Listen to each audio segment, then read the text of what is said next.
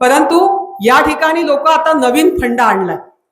नातेवाईक कोण आहे शोधा, नातेवाईक कोण आहे, हा माझा नातेवाईक, तो माझा नातेवाईक. अरे बाबा, तू आज 45-50 वर्षाचा व्हायला आला, आता तू नातेवाईक शोधतो. ते 25 लाख मी देणार आहे, त्याची काळजी करू नका. कारण देवाच्या नावाने दिलेला शब्द आशाताईने आजपर्यंत या तालुक्यात कुठेही कमी पडली नाही. फक्त माझं म्हणणं असतं, माझ्या मागे पळू नका. ताई सरपंच होत्या, ताईला माहितीये की मी सांगायची माझ्या मागे पळू नका, तुम्ही फक्त मला फोन करा. विकासाची सगळीच कामं, परंतु विकासापलीकडे जाऊन ज्या ताईने 24 वर्ष तुम्ही पाहिलंय की ज्या ताईने विकासापलीकडे जाऊन कोणताही प्रश्न तो तिथला तिथे सुटला पाहिजे. मला चीड का येते तर माझ्या सर्वसामान्य शेतकऱ्यांना दिवस बुडवून त्यांचा आर्थिक, शारीरिक, मानसिक तुम्ही छळ करता आणि म्हणून त्यांच्याशी तसं वागावं लागतं. तीच भगवी पताका खांद्यावर घेऊन समाजामध्ये चांगलं कार्य करण्यासाठी मी 2002 पासून आपल्यासाठी सज्ज आहे. 24 वर्ष मी आपल्या समोर आहे. आजच्या दिवशी आपल्या पुरणगावामध्ये मला हळदी कुंकाच्या आमंत्रणाला आपण बोलवलं आणि येण्याचा योग आला. पिंपळगावमध्ये देखील सारखे फोन चालू आहेत, तिथे देखील कार्यक्रम आहे. आरवीचं देखील, आरवी माहेर आहे, मी गावड्याची लेक आहे, त्यामुळे तिथलं हळदी कुंकू करून इथे आली आहे. या ठिकाणी महिलांना उशीर होतो, महिलांना बसावं लागतं, त्यामुळे मला वाटतं की कमीत कमी शब्दात आपलं मत व्यक्त करावं. या ठिकाणी मंचावरचं सर्व आदरणीय व्यासपीठ म्हणेल. त्याचबरोबर उमेदवार उभे असलेले पंचायत समितीचे संजू भाऊ वराडी जे आपल्या पिंपळगावचे आहेत आणि मी आरवीची. आरवी पिंपळगाव जुळतंय की नाही जुळतंय. साधू महाराज वायकर यांच्या पदस्पर्शाने पावन झालेली भूमी म्हणजेच आरवी गुंजावाडी म्हणतो, आरवी पिंपळगाव म्हणतो. आणि मला आपण कुठे पाठवलं, कोंडाजी बाबा डेरे यांच्या पदस्पर्शाने पावन झालेली भूमी वैष्णव धाम बुचकेवाडी, या ठिकाणी आपण मला दिलं. तीच भगवी पताका खांद्यावर घेऊन समाजामध्ये चांगलं कार्य करण्यासाठी मी 2002 पासून आपल्यासाठी सज्ज आहे. 24 वर्ष मी आपल्या समोर आहे, एक आरसा म्हणून आपल्या समोर आहे. या ठिकाणी खरं म्हटलं तर या गावातील मी म्हटलं महिलांचा कार्यक्रम आहे म्हणून अस्मिताताई नवले असतील, स्वातीताई गव्हाणे असतील, या ठिकाणी अगदी उत्तम माजी सरपंच ताई बोलल्या, गौरी नाव दिलंय त्याप्रमाणेच त्यांनी या ठिकाणी तडाकेबाज बोलण्याची शक्ती दाखवली. आदिमाया आदिशक्ती, महिलेमध्येच ती शक्ती आहे. या ठिकाणी नितुशेठ नवले, साईनाथजी भोर, त्याचप्रमाणे सार्थक नवले, अतुलजी नवले, विठ्ठलजी नवले, अमितजी चव्हाण, मिन्नाथ नवले आणि आमच्या समेत आलेले सर्वच. कारण तेवढेच 2 मिनिटं मला आपल्याशी संवाद साधता येईल. आणि माझा चिरंजीव जो की मला सांगत होता महिला बऱ्याच वेळ बसल्या असतील, जादा वेळ तुम्ही घेऊ नका, म्हणून मी म्हटलं की नाही घेणार, काळजी करू नकोस.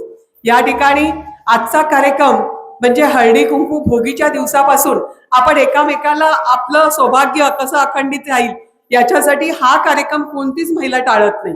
प्रत्येक महिला तिला वाटतं माझं सौभाग्याचं लेणं अखंडित राहावं, मी सौभाग्यवती होऊनच जावं, अशी एकही महिला भेटणार नाही की जिचं हे स्वप्न नसेल. आणि म्हणून ती कधी हा कार्यक्रम टाळत नाही. आणि ह्या कार्यक्रमाला आज मोठ्या संख्येने कुरण गावामध्ये तरुणांनी केलेली तयारी, यांनी ह्या सगळ्या तरुणांचं कौतुक करतो.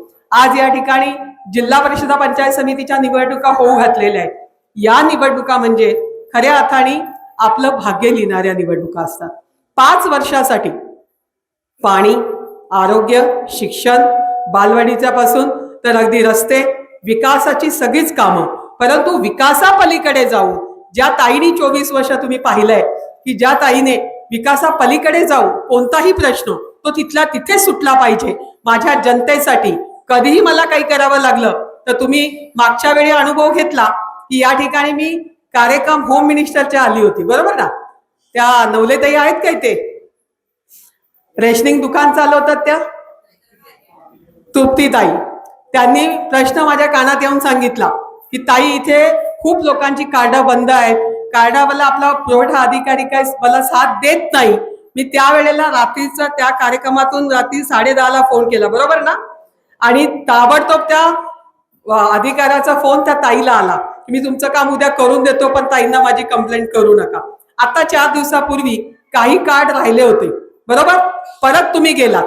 काही कार्ड बाकी होते, काम केलं होतं, परंतु निलेश काही कार्ड राहिली होती. मला परत फोन आला की ताई आम्ही इथे आलोय, पण यांनी सांगितलं आचारसंहिता आहे मी आता करायला वेळ नाही. म्हटलं फोन द्या, कारण ते जो अधिकारी होता तो इलेक्शन ड्युटीला गेला होता आणि तिथे एक महिला होती. म्हटलं ताई तुम्ही एक महिला आहात, तुमच्या समोर आलेल्या महिला आहेत, ओ महिलेने तर महिलेचा आदर केला पाहिजे. तुम्ही त्या महिलांची गरज समजून घेतली पाहिजे. त्या रेशनिंगसाठी तुमच्याकडे आलेल्या आहेत. तुम्हाला जमत नसेल काही काळजी करू नका, मी तहसीलदारांशी बोलते. त्यांनी सांगितलं ताई मला फक्त 5 मिनिटं द्या. अवघ्या 5 मिनिटात काम झालं. किती? आणि तेच त्या बिचाऱ्या फेऱ्या घालत होत्या. त्यावेळी केलं असतं तर काय काय बिघडलं असतं.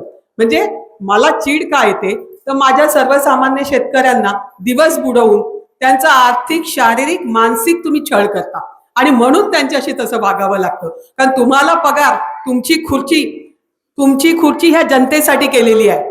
जनतेला तुमच्यासाठी निर्माण केलेलं नाहीये. एवढं भान जो अधिकारी ठेवणार नाही, मग तो कोणत्याही खात्याचा असो, पोलीस खात्याचा असो, महसूल खात्याचा असो, या ठिकाणी असणाऱ्या अगदी त्या पंचायत समितीपासून तर PWD पासून कुठल्याही खात्याचा असो, मी त्याला माफ करत नाही. याचं कारण असं आहे की त्याने आमच्या लोकांना साथ द्यावी, त्यांना फेऱ्या घालायला लावू नये आणि त्यांचं काम लवकर व्हावं. मी माझ्यासाठी काहीच करते, कारण माझं कोणीच इथे राहत नाही. मी एकटीच इथे राहते, माझी पूर्ण फॅमिली मुंबईमध्ये आहे आणि सगळे आपापल्या कामधंद्यामध्ये असतात. परंतु या ठिकाणी लोक आता नवीन फंड आणलाय. नातेवाईक कोण आहे शोधा, नातेवाईक कोण आहे, हा माझा नातेवाईक, तो माझा नातेवाईक. अरे बाबा तू आज 45-50 वर्षाचा व्हायला आला, आता तू नातेवाईक शोधतो. अरे एवढी वर्ष आम्ही राहिलो, आम्ही जुन्नर तालुका हा, ताई बरोबर ना, हा माझं कुटुंब आणि मी कुटुंब प्रमुख. मी कोणतीही जात धर्म भेद लिंग पाहिलं नाही. मी फक्त पाहिलं ते समोरच्या माणसाची नड. ज्या वेळेला या ठिकाणी त्या तरुणाचा पिंपळवणीकरांनी पहिला फोन मला केला, बरोबर ना, जेव्हा तो वर चढवला आणि त्या वायरमॅननी त्याला वर चढायला लावला आणि तो वरून खाली कोसळला, तिथेच जागेवर गेला.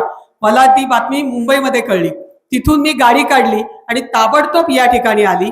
पिंपळवंडीच्या नितीन काकडेपासून सगळ्यांनी मला सांगितलं का ताई काही करावं, पण त्यांना हा एकुलता एक मुलगा आहे, यांचं कोण बघणार, या आई बाबांचा कोण विचार करणार. मी त्या केसच्या इतकं मागे लागले की मी कधी नव्हे तर 20 वर्षात पहिल्यांदा मनसाच्या ऑफिसला आपण गेलो, बरोबर ना. आणि पेन्शन कधी कोणाला सुरू आहे का, कारण टेम्पररी होता, तो टेम्पररी कामाला होता, परमानंट नव्हता. पण तरी सुद्धा अजून पण यांनी कागद, भाऊ तुला मी सांगितलं होतं की कागदपत्रांची आणखीन पूर्तता कर, आपण आणखीन पेन्शन त्याची वाढूया.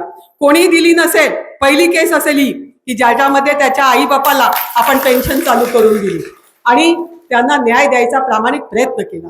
या ठिकाणी या तरुणांचं खरोखरच मनापासून भावना असते, परंतु पळायला घरातले कामं, शेतातली कामं किंवा जो उद्योगधंदा असेल तोही त्यांना पाहायचा असतो. फक्त माझं म्हणणं असतं माझ्या मागे पळू नका.